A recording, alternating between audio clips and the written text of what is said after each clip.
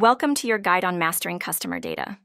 In this video, we will walk you through the complete process of creating, configuring, and managing comprehensive customer profiles to ensure your financial records are always accurate and up to date.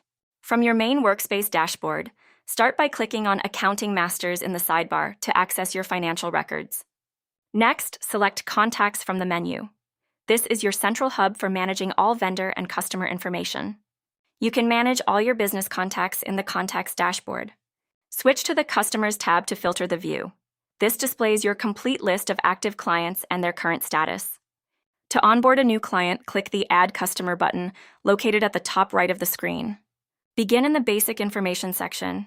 Enter the customer's display name for identification, along with their primary contact details like email and phone number. Once the contact details are set, proceed to the next section to configure their accounting preferences. Under Financial and Tax Details, you can establish default settings tailored to this client, such as specific discount percentages, tax codes, and their billing currency. Continue forward to the final configuration step.